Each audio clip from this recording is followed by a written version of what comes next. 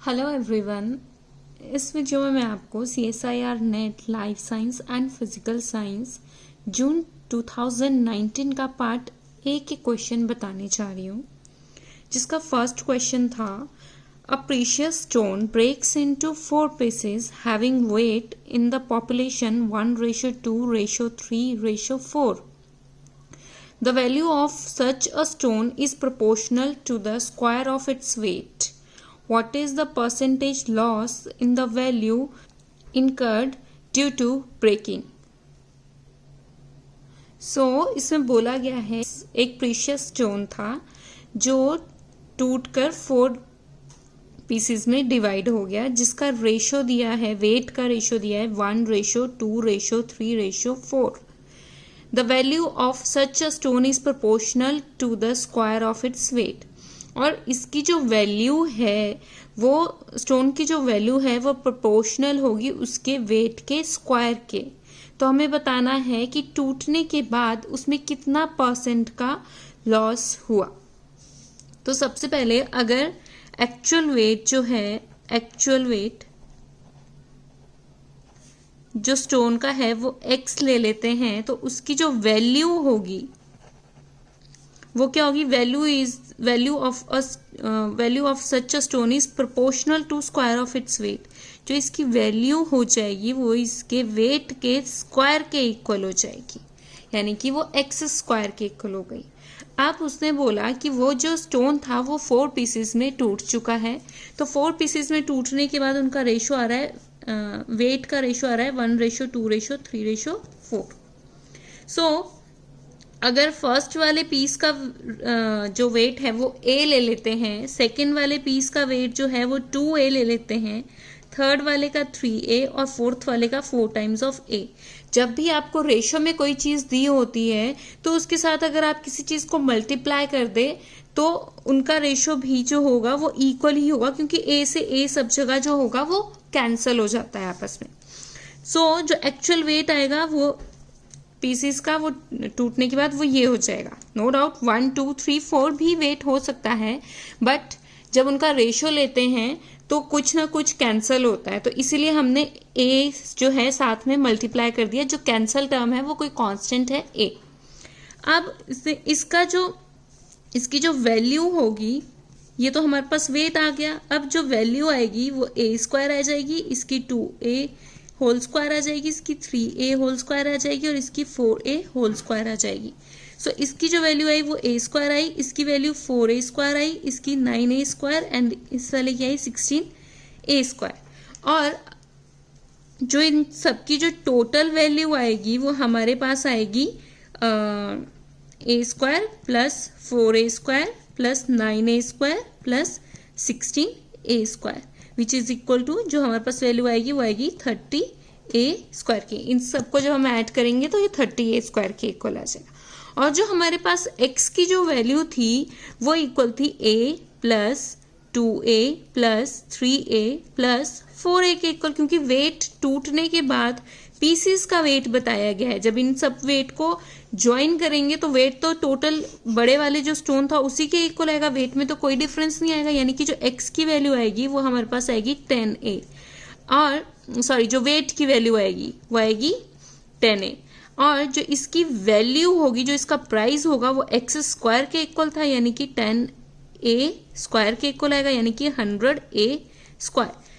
टूटने के बाद उसका प्राइस हो रहा है 30A स्क्वायर, और विदाउट टूटने से पहले उसका जो वैल्यू थी वो 100A स्क्वायर थी. तो इन दोनों के बीच में डिफरेंस तो बहुत ज़्यादा आया है. 100 से वैल्यू घटकर हो गई है 30, यानी कि इस जो लॉस हुआ वो 70% का जो है हमारे पास लॉस हुआ, क्योंकि एक्चुअल वैल्यू 100 थी और हमें जो टूटने के बाद वैल्यू मिल रही है वो सिर्फ 30 मिल रही है. तो लॉस तो 70 रुपीज़ का लॉस हो गया 100 में से. तो कितने % का लॉस हुआ? 70% का लॉस हुआ. तो इसका आंसर था थर्ड ऑप्शन. एक बार इसको फिर से देख लेते हैं. हमारे पास ये क्वेश्चन था जिसमें एक स्टोन था, उसकी वैल्यू हमने, उसका एक्चुअल वेट था x, और साथ में लिखा था जो वैल्यू होगी स्टोन की वो प्रोपोर्शन होती है उसकी स्क्वायर की, यानी कि वैल्यू का मतलब उसका प्राइस, यानी कि वो x स्क्वायर के इक्वल आ जाएगा। फिर उसने बोला है कि वो स्टोन जो है वो टूट के 4 पीसेस में डिवाइड हुआ और जिनका वेट का रेशो है 1:2:3:4। अब हमने उनका एक्चुअल वेट ले लिया लेट करके कि सपोज इसका इन सब में ए से मल्टीप्लाई कर दिया, तो इसका वेट आ गया a, इसका आ जाएगा 2a, इसका आ जाएगा 3a, इसका आ जाएगा 4a। इधर a से इसलिए मल्टीप्लाई किया क्योंकि जब हम इसको रेशो में लेंगे तो a तो ऐसे भी कैंसिल हो जाएगा। सो इनकी जो वैल्यू यानी कि इसका जो प्राइस आएगा वो इन सब का स्क्वायर के इक्वल आ जाएगा, which is equal to a square, 4a square, 9a square and 16a square. इन सब का जब ऐड करेंगे तो वैल्यू टोटल प्राइस बन रहा है 30a स्क्वायर। अब यहाँ पर इसने बोला था एक्चुअल वेट x है और वेट का इधर जो टूटने के बाद वेट है वो ये चीज, वो वेट आया a, 2a, 3a और 4a। तो जो टूटने के बाद वेट होगा और उनको ऐड करेंगे वो एक्चुअल वेट के इक्वल होगा, यानी कि जो x की वैल्यू आएगी वो a + 2a + 3a + 4a के इक्वल आएगी।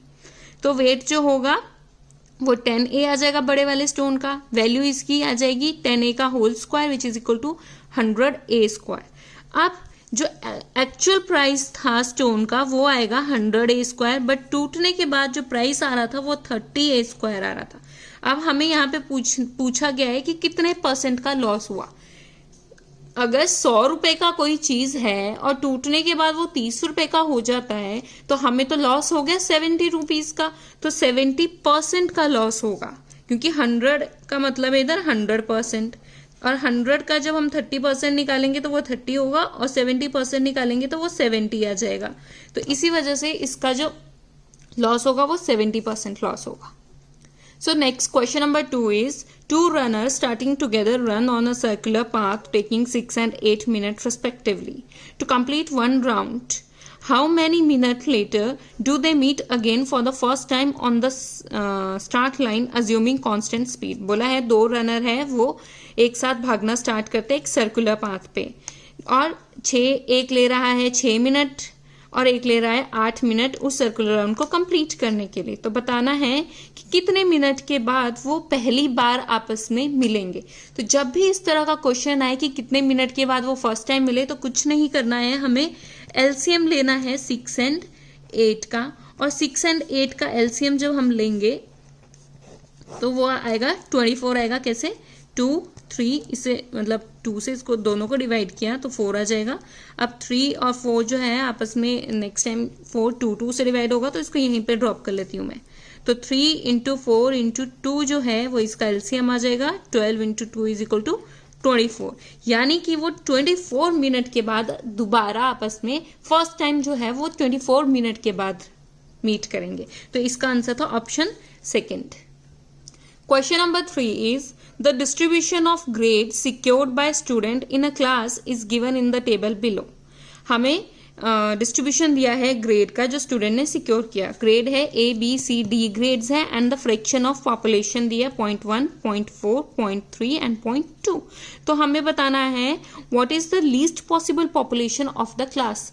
लीस्ट पॉसिबल पॉपुलेशन क्लास की क्या हो सकती है? अब जब भी हम पॉपुलेशन के बारे में बात करती है तो वो याद रखना वो कभी भी पॉइंट्स में नहीं आती, क्योंकि हम किसी भी पर्सन को 0.5 थोड़ी ना लेंगे, उसको एक पर्सन होता है वो एक होता है। तो ये डिस्क्रीट डिस्ट्रीब्यूशन टाइप का है। डिस्क्रीट का मतलब होता है 1, 2, 3, 4 पॉइंट्स में नहीं, कॉन्टिन्यूस जब आता है तो पॉइंट्स में आता है। सो यहाँ पर ऑप्शन से इसको हम देखेंगे। फर्स्ट ऑप्शन है 2 और यहाँ पे फ्रैक्शन ऑफ द पॉपुलेशन दिया गया है, तो इसका मतलब है 0.1 का मतलब है 10%, इसका मतलब है 40%, इसका मतलब होता है 30% और इसका मतलब है यहाँ पर 20%। अब हम जब 2 का 10% लेंगे तो वो पॉइंट में आएगा, यानी कि ऑप्शन 2 चला गया, वो गलत है।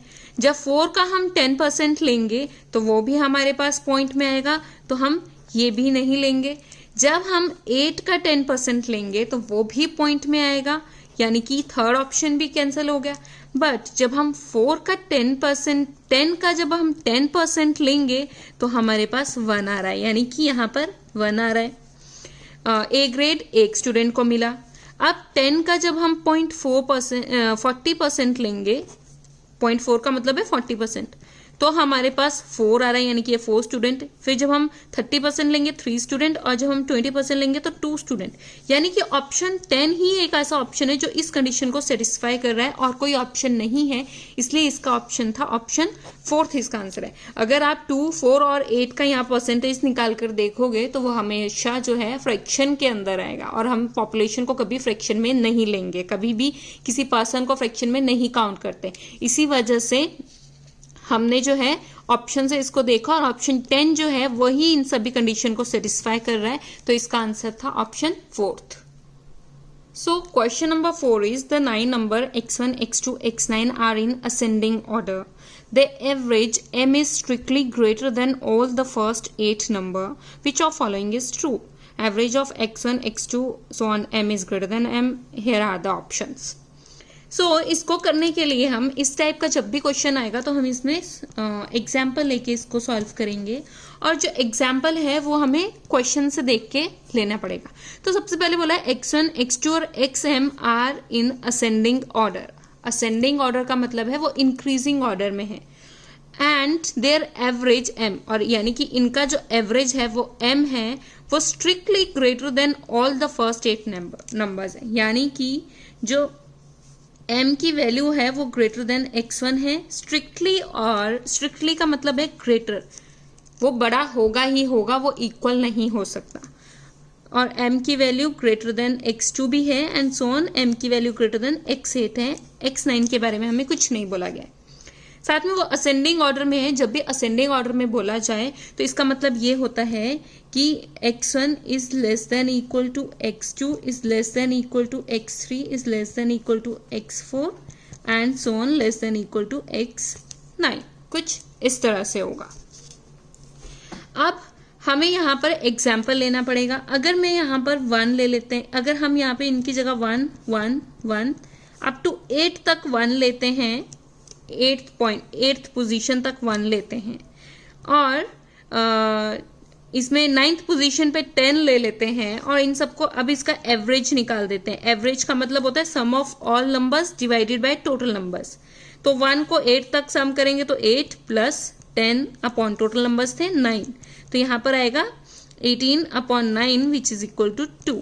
तो यानी कि ये जो 2 है ये m की वैल्यू आई है हमारे पास, और अगर इसको कंडीशन के साथ मैच किया जाए तो yes 2 is greater than 1, 2 is greater than 1, 2 is, तो यहाँ तक ये वाली कंडीशन भी सेटिस्फाई हो रही है हमारी।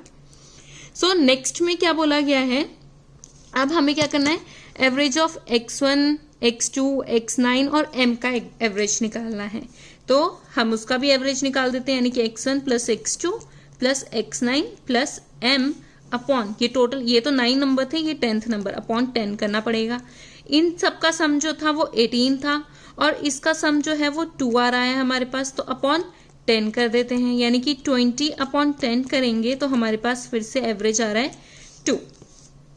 सो इसका मतलब हुआ कि इसका जो एवरेज है वो 2 ही आ रहा है। So average of x1, x2, x9 और m is equal to m आ रहा है। तो ये तो हमारे पास थर्ड ये वाली कंडीशन सेटिस्फाई हो गई है हमारे पास। अब नेक्स्ट बोला है average of x1 so on so for,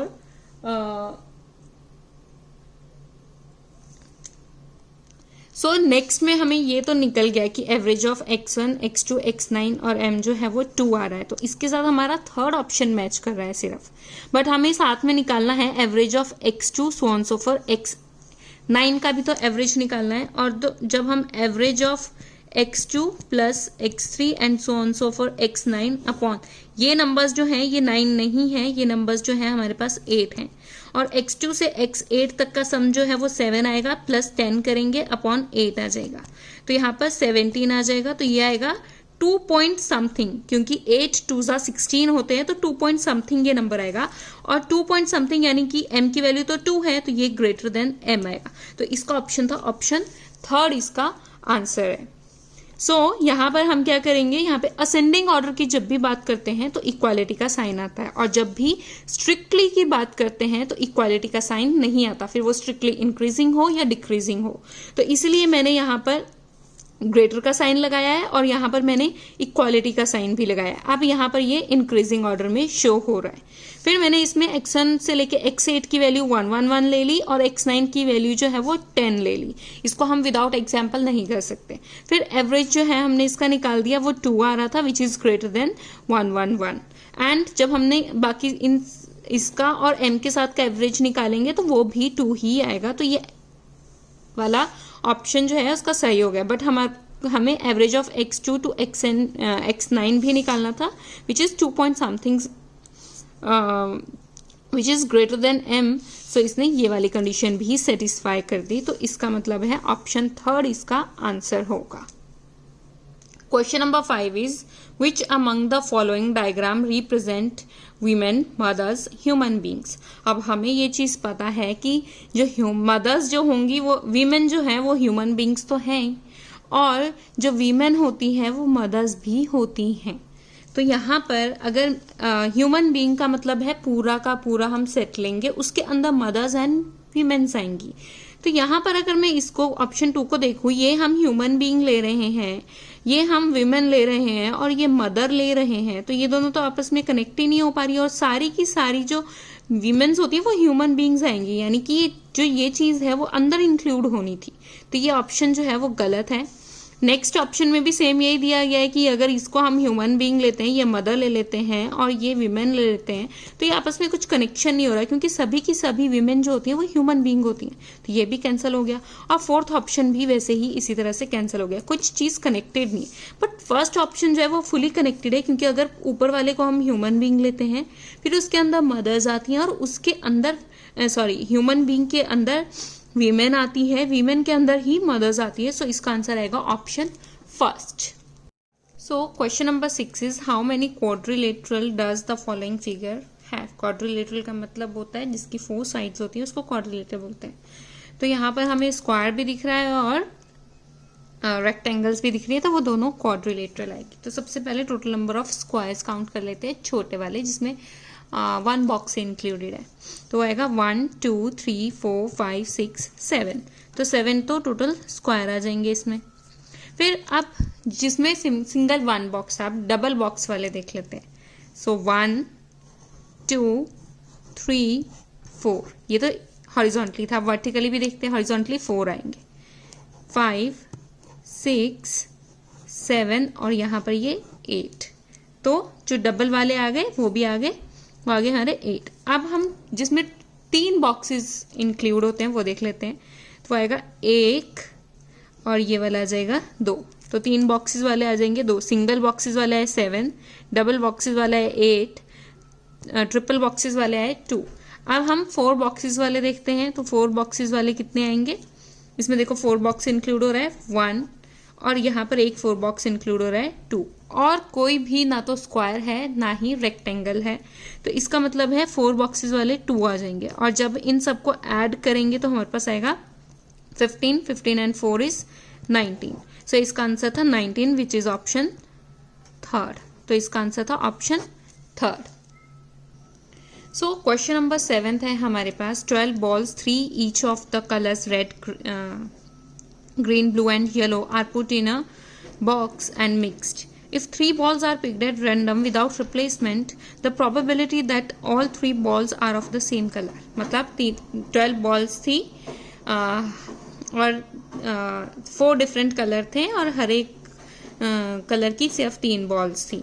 so 4 different colour थे, red, green, blue and yellow. हमें बोला है उनको एक बॉक्स में डाल दिया गया है और उनको मिक्स कर दिया। अब वहां से 3 बॉल्स रैंडमली पिक की, हमें बताना है प्रोबेबिलिटी की जो 3 बॉल्स पिक की है विदाउट रिप्लेसमेंट वो सेम कलर की पिक की है। तो यहाँ पर देख लेते हैं 12 टोटल बॉल्स थी और हमारे पास 4 डिफरेंट कलर थे, तो यानी कि 3 बॉल्स ईच कलर की हुई। ये 4 डिफरेंट कलर हैं हमारे पास। अब उसने बोला है कि 12 में से हमने 3 बॉल्स चूज की हैं, तो हमें बताना है कि क्या प्रोबेबिलिटी है कि जो 3 बॉल्स चूज की हैं वो सेम कलर की हैं विदाउट रिप्लेसमेंट। तो सपोज हमने एक बॉल चूज की, सपोज फर्स्ट बॉल जो है हमने रेड चूज की, तो रेड की टोटल 3 बॉल्स थी, तो 3 में से एक चूज हो रही है तो 3C1, और टोटल कितनी थी 12C1। तो ये तो एक बॉल के चूज करने की प्रोबेबिलिटी आ गई। अब हमने वो बॉल बाहर रखी है, विदाउट रिप्लेसमेंट है, उसको हमने बॉक्स में नहीं डाला है। फिर नेक्स्ट जो बॉल चूज करेंगे वो भी अब रेड ही आएगी क्योंकि तीनों डिफरेंट कलर की होंगी। तो 2C1। अब क्योंकि रेड बॉल्स 2 ही बची है तो 2 में से एक चूज करेंगे और टोटल जो थी वो 11C1 आ जाएगी। फिर नेक्स्ट थर्ड बॉल जो होगी वो भी रेड आएगी, बट वो एक में से एक ही चूज करनी है और 10C1। ये तो रेड कलर की प्रोबेबिलिटी आ गई। अगर बॉल सपोज रेड कलर की नहीं है, वो बॉल अगर येलो कलर की है तो भी सेम प्रोबेबिलिटी आएगी, ग्रीन कलर की है तो भी सेम प्रोबेबिलिटी आएगी, और अगर ब्लू कलर की है तो भी सेम प्रोबेबिलिटी आएगी। और इन चारों की प्रोबेबिलिटी को अब हमें क्या करना है, ऐड करना है, क्योंकि हर एक डिफरेंट कलर की प्रोबेबिलिटीज आ रही हैं। तो जब सेम कलर की प्रोबेबिलिटी आएगी तो उनको मल्टीप्लाई करते हैं, और जब डिफरेंट ग्रुप से प्रोबेबिलिटी आती है तो उन चारों को हम ऐड करते हैं। तो अब येलो की भी सेम प्रोबेबिलिटी, ग्रीन की भी सेम प्रोबेबिलिटी और ब्लू की भी सेम प्रोबेबिलिटी, और चारों को जब ऐड करेंगे तो चारों की वैल्यू सेम है तो 4 टाइम आ जाएगा। तो 4 टाइम 3C1 की वैल्यू होती है 3। 3C1 क्या होता है हमारे पास, 3 factorial upon 1 factorial into 3 minus 1 factorial which is equal to 3। ऐसे होता है ना, NCR is equal to n factorial upon में n minus r factorial into r factorial. ये हमारे पास वैल्यू होती है, इसमें वैल्यूज पुट करनी है और आंसर निकालना है। अपॉन 12C1 की वैल्यू आ जाएगी 12 मल्टीप्लाई 2C1 की वैल्यू 2 होती है, 11C1 11 मल्टीप्लाई 1 अपॉन 10 आ जाएगा। अब यहाँ पर 4 और 3 से 12 कैंसिल हो जाएगा और 2 से 5 कैंसिल हो जाएगा, तो हमारे पास वैल्यू आएगी 1/55। सो इसका जो आंसर था वो 4th ऑप्शन था। सो question number 8 is 21 liter of water in a tank is to be divided into 3 equal parts using 5, 8 and 12 liter capacity cans. The minimum number of transfers needed to achieve this is 3, 4, 5 और 7. हमें बताना है 21 litre of water है एक tank में, उसको 3 equals part में divide किया है, यानी कि 7, 7 और 7 पार्ट्स में 3 इक्वल पार्ट्स हो गए, मतलब एक पार्ट में 7 लीटर वाटर आएगा। अब हमें डिवाइड करना है with the help of 5 litre, 8 litre and 12 litre capacity can say into 7 litre में। तो हमें बताना है कितने नंबर ऑफ ट्रांसफर्स हमें जरूरत पड़ेगी। तो सबसे पहले फर्स्ट ट्रांसफर जो आएगा उसको हम क्या करेंगे, हम 12 लीटर में डालेंगे, तो हमारे पास रेस्ट बचेगा 21 से 12 लीटर में हमने फर्स्ट ट्रांसफर किया, तो रेस्ट हमारे पास बचा 9 लीटर। सेकेंड ट्रांसफर हमारा क्या होगा, 12 से हम इसको ट्रांसफर करेंगे 5 लीटर में और हमारे पास 7 लीटर लेफ्ट बच जाएगा। फिर ये 7 लीटर लेफ्ट बचेगा 12 लीटर कैपेसिटी वाले कैन में, इस 7 लीटर को भी तो हमें ट्रांसफर करना पड़ेगा, तो हम 7 लीटर को ट्रांसफर कर देंगे 8 लीटर में। ये हो गया हमारे पास फर्स्ट। फिर फोर्थ वन, अब हमारे पास यहां से हमारे पास ये जो 5 लीटर बचा था और ये जो 9 लीटर बचा था, इन दोनों को हम मिक्स करेंगे, तो हमने ये 5 + 9 लीटर, ये हमारे पास फोर्थ ट्रांसफर आया which is equal to 14 litre. अब हम ये 14 लीटर को फिफ्थ वाले में 14 लीटर को 12 लीटर में ट्रांसफर करेंगे, फिर 6 वाले में 12 लीटर को हम ट्रांसफर करेंगे और यहां से हमारे पास 2 लीटर बच जाएगा। अब 12 लीटर वाले को फिर से हम 12 लीटर वाले को अब हम फिर से 5 लीटर वाले में ट्रांसफर करेंगे और यहां से हमारे पास आ जाएगा 7 लीटर, जो हमारे पास 12 लीटर वाले कैन में ही रहेगा। अब 7th वाले में हम ये जो 5 लीटर है और ये जो 2 लीटर बचा है, इन दोनों को ऐड करेंगे। ऐड करने के बाद इनको हम डालेंगे 12 लीटर वाले कैन में, तो ये हमारे पास मतलब इन दोनों को जो ऐड करेंगे ये हम ये जो 12 लीटर वाले को हमने 5 लीटर में ऐड किया था और ये 2 लीटर वाले को ये आपस में दोनों को ऐड करेंगे, तो ये आएगा हमारे पास 7th ट्रांसफर 5 और 2। तो टोटल ट्रांसफर जो हमारे पास हुए वो हमारे पास 7 ट्रांसफर हुए मैक्सिमम, जो हमारे पास मिनिमम नंबर ऑफ ट्रांसफर्स थे। सो इसका ऑप्शन आया ऑप्शन नंबर 4। तो 12 लीटर सबसे पहले हमने 21 लीटर से 12 लीटर में डाला फर्स्ट ट्रांसफर, हमारे पास बच गया 9 लीटर हमारे पास वेस्ट बच गया। फिर 12 लीटर से हमने 5 लीटर में डाला, 7 लीटर यहाँ पे बच गया। फिर ये जो 7 लीटर है इसको हमने 8 लीटर में डाला, ये थर्ड ट्रांसफर आया। अब यहाँ से जो 5 लीटर और 9 लीटर था इनको हमने ऐड किया, ये fourth transfer which is equal to 14 litre. अब 14 लीटर को फिर से 12 लीटर में ऐड किया। 12 लीटर में ऐड करने के बाद यहाँ से हमारे पास जो है 2 लीटर जो है वो बड़े वाले टैंक में बच चुका है। अब ये जो 12 लीटर वाला आया इसको हमने 5 लीटर वाले में ट्रांसफर किया, तो हमारे पास 7 जो 12 लीटर वाला कैन है उसमें हमारे पास 7 लीटर बच जाएगा। ये 5 लीटर वाला जो है इसको हमने बड़े वाले टैंक में ऐड कर दिया, तो हमारे पास यहाँ से भी 7 लीटर आ जाएगा। तो यहाँ से हमारे पास टोटल ट्रांसफर्स जो हुए वो हमारे पास ट्रांसफर हुए 7 transfer. So question number 9 is an open rectangular box is made by excluding the 4 identical corner of a piece of a paper। ये कोई पेपर का पीस है हमारे पास, इसे हमने एक रेक्टेंगुलर बॉक्स बनाया है। और कैसे बनाया है, इन चारों साइड्स को हमने कट करके एक रेक्टेंगुलर बॉक्स बनाया है as shown in the figure and folding it along the dotted line। ये वाली जो लाइंस है हमारी, ये हमारी डॉटेड लाइंस है, इसके अकॉर्डिंग हमने इसको क्या किया है, इसको हमने फोल्ड किया है। द कैपेसिटी फिर हमें बताना है कि फोल्ड करने के बाद ये एक रेक्टेंगुलर शेप टाइप का बन जाएगा, तो हमें रेक्टेंगुलर शेप बॉक्स बनेगा एक क्यूबॉइड टाइप का। तो हमें बताना है कि इसकी कैपेसिटी कितनी होगी।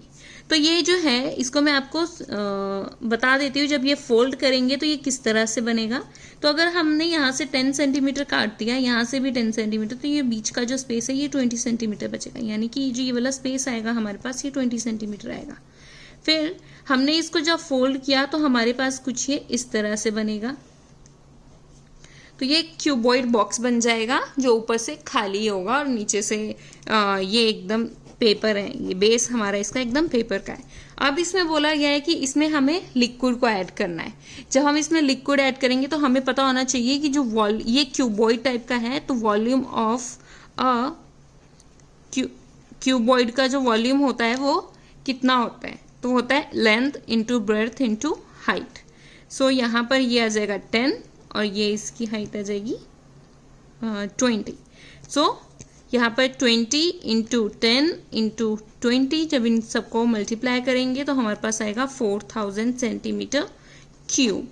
जब वॉल्यूम होता है वो क्यूबिक यूनिट्स में होता है, तो 4000 इसलिए वहाँ पे सेंटीमीटर क्यूब दिया। तो इसका ऑप्शन आएगा ऑप्शन नंबर 3 इसका आंसर था। कुछ नहीं करना था, यहाँ से ये पेपर को काट दिया। जब इनको हम फोल्ड करेंगे इस तरह से तो ये इस तरह का एक बॉक्स बन जाएगा। इसके अंदर बताना है कि इसकी कैपेसिटी कितनी है।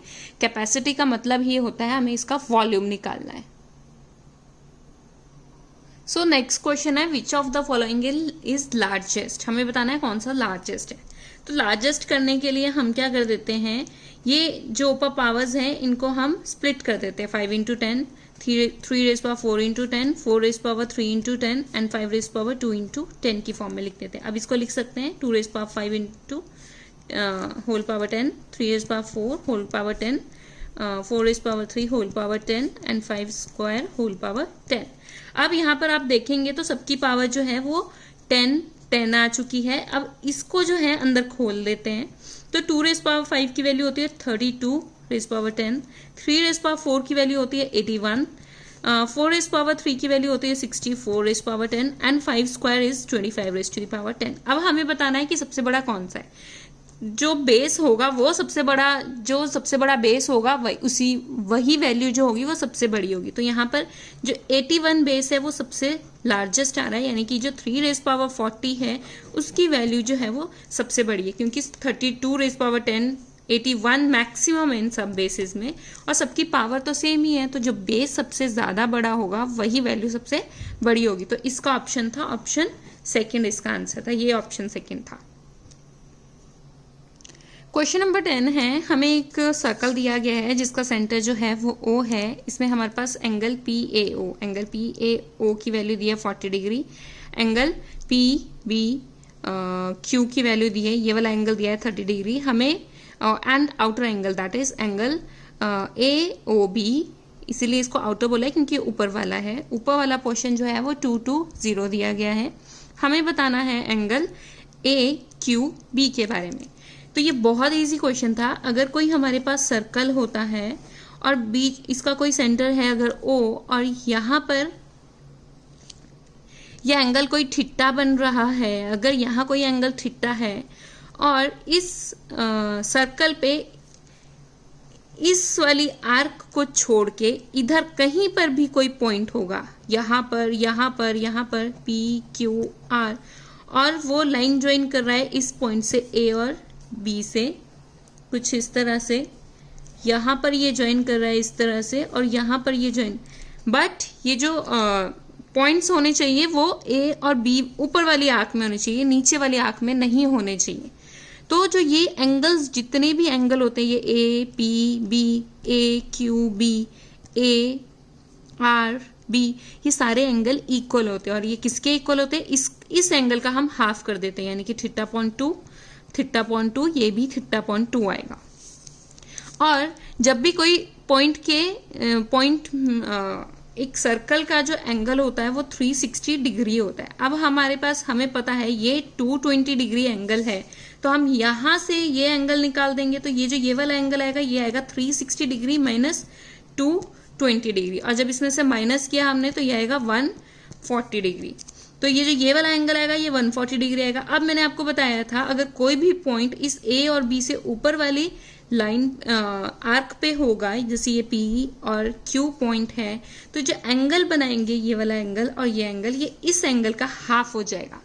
तो यानी कि ये 70 डिग्री और ये भी 70 डिग्री आएगा। तो इसका आंसर था 70 degree, that is option number first. So इसका आंसर था ऑप्शन 1, इसका आंसर था विच इज 70 डिग्री, यानी कि एंगल AQB जो आएगा हमारे पास वो 70 डिग्री के इक्वल आएगा।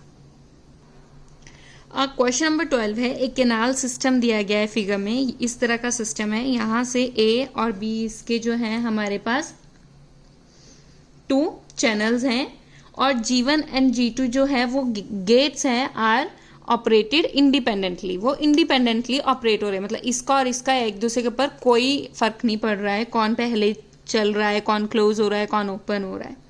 सो साथ में दिया गया है probability G1 to be open is equal to 10% and probability G2 to be open is equal to 20%। So अब G1 की खुलने की प्रोबेबिलिटी 10% है, तो probability of G1 to be closed जो आएगी वो हमारे पास आ जाएगी 90%, and the probability of G2 to be closed is equal to 80%। अब हमें बताना है कि the probability that water will flow from A to B। अब हमको बताना है कि वाटर जो है A से B की तरफ को फ्लो करना है, इसकी हमें प्रोबेबिलिटी बतानी है।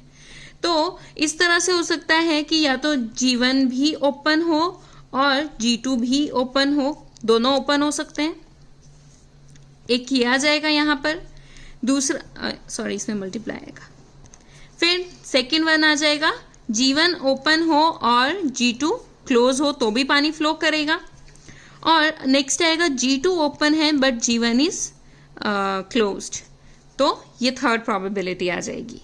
या तो दोनों ओपन हो या एक ओपन दूसरा क्लोज, उसमें डिफरेंट आएगी, G1 open, G2 close, G2 open, G1 close. अगर हम फोर्थ वाला देखें तो क्लोज, उसमें तो वाटर फ्लो ही नहीं कर रहा है, तो फोर्थ वाले का इधर लेने का कोई मतलब नहीं है जब क्लोज होगा, क्योंकि वहां से कोई वाटर फ्लो नहीं कर रहा है, उसकी प्रोबेबिलिटी हम यहाँ पर ऐड नहीं करेंगे, क्योंकि हमें सिर्फ A to B water flow की प्रोबेबिलिटी पूछी गई है। अब मैंने आपको पीछे वाले क्वेश्चन में भी बताया था कि अपने आप में जो प्रोबेबिलिटीज निकालते हैं उनको मल्टीप्लाई करते हैं, बट जब दूसरे ग्रुप के साथ निकालते हैं तो उनको ऐड करते हैं, तो इन तीनों को अब हमें ऐड करना है। So probability of G1 to be open is 10%, 10% का मतलब होता है 0.1, multiply probability of G2 to be open is 0.2, यह आ जाएगा इस वाले की, प्लस G1 की ओपन है 0.1 और G2 की क्लोज आ रही थी 80%, दैट इज 0.8, प्लस G2 की ओपन वाली जो आ रही थी वो हमारे पास आ रही थी 0.2, एंड G1 की क्लोज आ रही है 90% विच इज 0.9। कैसे आया? 90% का मतलब होता है 90 divided by 100 which is equal to 0.9। So इसी तरह से और भी निकाल लिए गए हैं। अब जब हमने इन सबको ऐड किया तो इसकी वैल्यू आ रही है यहाँ से 0.02, इसकी वैल्यू यहाँ से आ रही थी 0.08 और इसकी वैल्यू आ रही है 0.18। इन सबको जब ऐड किया तो हमारे पास आ रहा था 18.2.0। सो यहाँ से वैल्यू आ रही है 0.28 और इसको जब परसेंटेज में डिवाइड करेंगे तो 28% जो है इसका हमारे पास आंसर आ रहा है। सो इसका ऑप्शन था ऑप्शन थर्ड, इसका आंसर था इसमें ऑप्शन थर्ड, इसमें आंसर दिया गया है। जस्ट इसमें फ्लो की प्रोबेबिलिटी पूछी थी इसलिए क्लोज्ड हमने नहीं लिया, इसमें हमने open open open close open close लिए गए हैं और पहले मल्टीप्लाई करते हैं प्रोबेबिलिटीज को और उसके बाद हम अलग अलग में ऐड करते हैं जब अलग ग्रुप्स होते हैं। Next question is a long rim of paper of thickness T is rolled tightly. As the roll becomes larger, the length of the paper wrapped in one turn exceed the length in the previous turn by how much? मतलब ये है कि एक rim है paper का जिसमें thickness जो है वो T है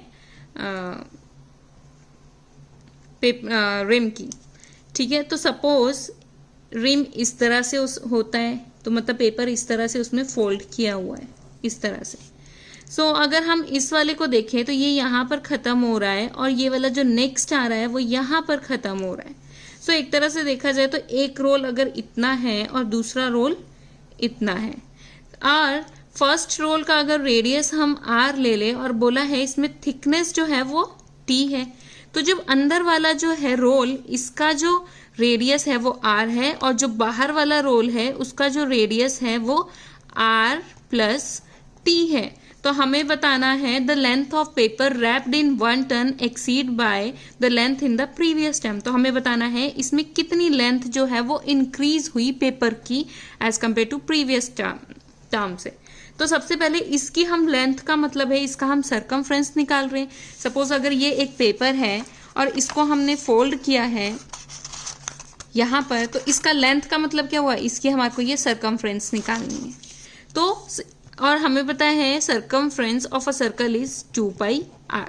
तो अंदर वाले की जो लेंथ आएगी, लेंथ ऑफ इनर सर्कल आ गई है और आउटर की जो आएगी 2π। आउटर का जो रेडियस था वो r प्लस टी है तो r की जगह आएगा इधर r प्लस टी। तो ये इसकी हमारे पास लेंथ आ जाएगी। अब हमें बताना है कि बाहर वाली जो लेंथ है वो कितनी इंक्रीज हुई अंदर वाली लेंथ से। तो हम क्या करेंगे, इस वाली लेंथ को इस वाली लेंथ से अगर माइनस कर दें तो हमें पता लग जाएगा कि कितनी इंक्रीमेंट हुई है। तो 2πr plus 2π into r plus t minus 2πr कर दें तो हमारे पास आ जाएगा 2πr plus 2πt minus 2πr। सो यानी कि जो इंक्रीमेंट हुई लेंथ की वो आएगी 2πt।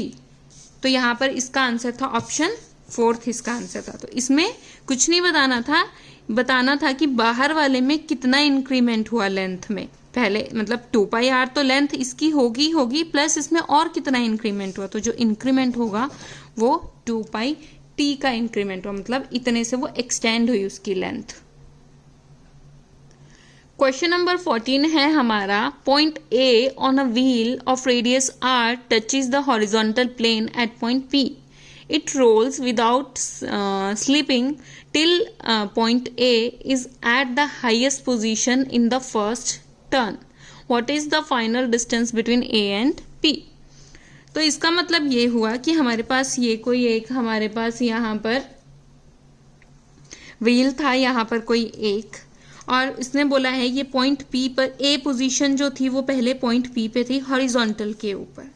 फिर उसने बोला इसने जो है वो टर्न लिया विदाउट स्लिपरिंग, बिना स्लिप किए इसने जो है एक टर्न लिया और जब इसने टर्न लिया तो ये कुछ इस पोजीशन पे पहुंच गया और इस पोजीशन पे पहुंचने के बाद ये जो पॉइंट A था ये हाईएस्ट पॉइंट पे आके यहाँ पर रुक गया।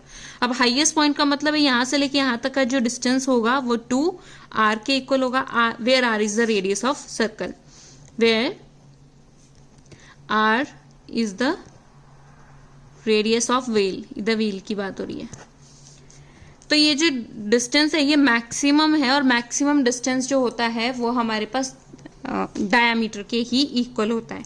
तो ये 2r आ जाएगा। अब हमें बताना है A से लेके P तक का डिस्टेंस कितना है, हमें ये बताना है और ये हमें निकालना है।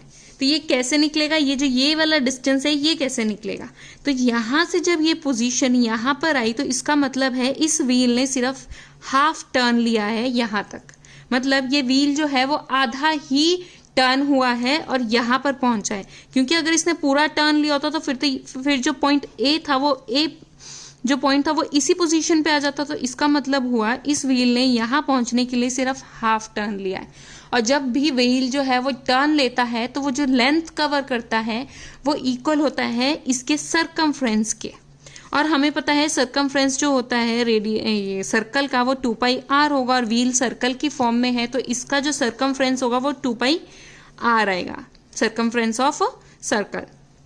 तो व्हील का सरकमफ्रेंस भी यही रहेगा। बट इसने तो आधा ही टर्न लिया था, ये तो फुल टर्न की बात हो रही है, ये फुल टर्न होगा। बट जब आधा टर्न लेंगे तो इसका मतलब इसको 2 से हम डिवाइड कर देंगे, और डिवाइड करने के बाद जो हमारे पास आंसर आएगा वो आएगा πr, यानी कि इसने P से लेके यहाँ तक का जो डिस्टेंस ट्रैवल किया वो इसने πr डिस्टेंस ट्रैवल किया। अब कुछ नहीं करना है, यहाँ पर ये 90 डिग्री का एंगल बनेगा क्योंकि ये मैक्सिमम डिस्टेंस है, और मैक्सिमम डिस्टेंस जो सर्कल होता है ये हमारे पास इसका अगर सेंटर है और यहाँ से लेके यहाँ तक इसका मैक्सिमम डिस्टेंस है तो ये 90 डिग्री का एंगल बनाता है। इस तरह से अगर कोई इससे टेंजेंट ड्रॉ किया जाए सेंटर से तो यहाँ पर जो एंगल बनता है वो 90 डिग्री का एंगल बनता है। तो ये 90 डिग्री का, और ये बन गई हमारे पास राइट एंगल ट्राइंगल। अब हम इसमें लगाएंगे पाइथागोरस थ्योरम और उसकी हेल्प से हम निकाल देंगे AP का डिस्टेंस। सो क्या होती है पाइथागोरस थ्योरम, हाइपोटेन्यूज का square is equal to perpendicular का स्क्वायर प्लस बेस का स्क्वायर। अब हाइपोटेन्यूज जो होती है वो 90 डिग्री के सामने वाला होता है, यानी कि AP स्क्वायर। अब परपेंडिकुलर जो है यहाँ पर हम ले लेते हैं इस चीज को, यानी कि 2r का होल स्क्वायर, और जो बेस है वो इतना है जो अभी हमने निकाला कि वो टर्न आधा ले रहा है, और आधा टर्न का मतलब है half the circumference of the circle which is equal to πr का होल स्क्वायर। अब यहाँ से हमें AP स्क्वायर की वैल्यू आ जाएगी 4r square plus pi square r square. तो हमें तो AP की वैल्यू निकालनी थी, वो अंडर रूट स्क्वायर का यहाँ जाके अंडर रूट बन जाएगा, 4r स्क्वायर प्लस पाई r स्क्वायर। अब यहाँ से देख रहे हैं तो हम बस r स्क्वायर कॉमन आ रहा है यहाँ पर, तो यहाँ पे 4 प्लस पाई आ जाएगा। अब r स्क्वायर जो है इस r स्क्वायर से ये वाला रूट कैंसिल हो जाएगा तो ये r तो बाहर आ जाएगा, बट यहाँ पर तो कोई स्क्वायर नहीं है तो इसको हम ऐसे ही रहने देंगे रूट में। तो इसका आंसर था r under root 4 plus pi, तो इसका ऑप्शन है ऑप्शन थर्ड, इसका आंसर था। सो इसका आंसर था ऑप्शन थर्ड। क्वेश्चन नंबर 15 है the length of a cylindrical measure 10 times yielding 10 different values for this set of values, consider the following statement. हमारे को बोला गया है एक सिलेंडर था, उसको 10 टाइम मेजरमेंट्स ली गई उसकी, और 10 की 10 बार उसकी जो मेजरमेंट्स आई वो एक डिफरेंट नंबर आया। तो उसने बोला है कि कुछ स्टेटमेंट्स दिए, बताना है कौन सी स्टेटमेंट्स जो है वो ट्रू है। फर्स्ट में बोला है कि जो 10 वैल्यू थे उसमें से 5 जो है वो मीन से ऊपर लाई कर रही है, और जो 5 है वो बिलो द मीन लाई कर रही है। Second, 5 of these value lie above the medium and 5 lie below the medium. Third one is at least 1 will lie above the mean, and the last one is the at least 1 will lie at the median. So हमें बताना है which one of the following is true. B and C are true, A and C are true, B and D are true, and A, C and D are true. तो सबसे पहले median देख लेते हैं। Median क्या होता है? Median का मतलब होता है मिड वैल्यू। अब इसमें टोटल वैल्यूज जो हैं वो 10 दी गई हैं। अब हमें बताना है मिड वैल्यू। अगर सपोज 1 2 3 4 5 6 7 8 9 और 10 ये सपोज ये मेजरमेंट्स आती सिलेंडर की, तो हमें बीच वाली वैल्यू दिखानी है। तो 5 वैल्यू यहाँ चली गई, 5 वैल्यू यहाँ चली गई, तो बीच में तो 5 और 6 के बीच वाली जो वैल्यू आएगी वो आएगी इसकी मीडियन, तो वो आएगा। यानी कि ना तो ये वाली वैल्यूज आ रही हैं ना ही इनमें से कोई एक वैल्यू आ रही है। तो ये लास्ट ऑप्शन है at least 1 will lie at the median, so तो ये तो गलत हो जाएगा हमारे पास, क्योंकि कोई भी वैल्यू जो है वो मीडियन के ऊपर लाई नहीं कर रही है। जब तक जो है टोटल नंबर्स अगर ऑड होते तो ये ऑप्शन सही होता, बट यहाँ पे नंबर्स जो हैं वो इवन हैं। जब भी इवन नंबर्स आते हैं तो मीडियन जो है हमेशा 2 नंबर्स के एकदम बीच में लाई करता है, यानी कि जो इसका मीडियन आएगा वो 5.5 आएगा, और 5.5 ना तो इधर है ना ही इधर है। सो ये तो हो गई ऑप्शन डी जो है वो तो मतलब जो डी स्टेटमेंट है, स्टेटमेंट नंबर डी जो है वो तो गलत है, यानी कि यहाँ से ऑप्शन थर्ड भी गलत हो गया और ऑप्शन फोर्थ भी गलत हो गया क्योंकि इसमें डी और डी इंक्लूड हो रहा है। सो अब बचे हमारे ऑप्शन फर्स्ट एंड सेकंड, तो ये देख लेते हैं। तो इसमें बी वाला ऑप्शन देख लेते हैं एक बार। 5 of these value lie above the median and 5 lie below the median. यहाँ से ये ट्रू हो गया। मीडियन आ रहा था 5.5, 5 लाई कर रही है अबव द मीडियन और 5 ही लाई कर रही है बिलो द मीडियन। तो ये जो बी ऑप्शन है ये ट्रू है। बट क्या ए ऑप्शन ट्रू है, इसको भी देख लेते हैं। 5 of these value will lie above the mean and 5 lie below the mean. अगर इस वाले एग्जाम्पल को ही ले तो इसका जो मीन आएगा हमारे पास इस एग्जाम्पल के ही साथ वो क्या आएगा 1 + 2 + and so on 10 upon total values थी 10। तो इनको जब हम ऐड करेंगे तो हमारे पास आएगा 10 × 10 + sum of all natural number is n × n + 1 upon 2 where n is इधर n की वैल्यू 10 है अपॉन 2। तो इसकी जो वैल्यू आएगी वो आएगी 55/10 विच इज 5.5। तो इसका मीन जो आ गया 5.5 आ गया, यानी कि 5 वैल्यू ऊपर भी लाई कर रही है, 5 वैल्यू नीचे भी लाई कर रही है। बट यहाँ पर मेरे पास इसको गलत करने के लिए एक और काउंटर एग्जाम्पल है, वो देख लेते हैं। 1 2 3 4, बस ये 4 वैल्यूज ले ली। इसके बाद मैं वैल्यू लूंगी 5 10 15 20 एंड 25 एंड 30।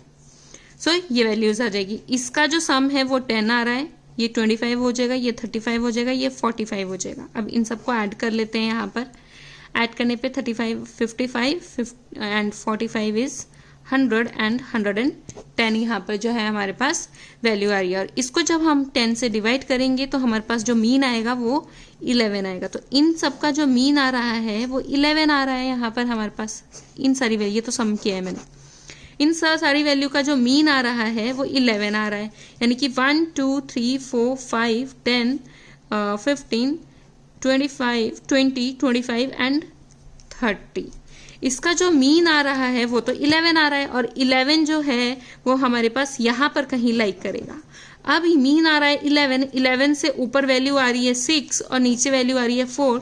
तो ये ऑप्शन जो था कि 5 वैल्यू ऊपर लाई करेगी 5 वैल्यू नीचे लाई करेगी, ये ऑप्शन भी गलत हो गया। सो ए भी गलत हो गया। तो यहाँ से बी तो हमेशा ही ट्रू था और यानी कि ए गलत हो गया तो ये ऑप्शन सेकंड भी गया। तो बचा सिर्फ कौन सा ऑप्शन, ऑप्शन फर्स्ट बचा। और सी स्टेटमेंट भी एक बार देख लेते हैं। At least 1 will lie above the mean. At least का मतलब होता है एक तो लाई करनी चाहिए, एक से ज्यादा भी लाई कर सकती है। वो यहाँ पर भी ट्रू था और यहाँ पर भी ट्रू है। तो यानी कि थर्ड स्टेटमेंट भी सही है। तो इसका आंसर था B and C are true. तो ये इसका जो है, इसका जो आंसर था वो था ऑप्शन फर्स्ट, इसका आंसर था।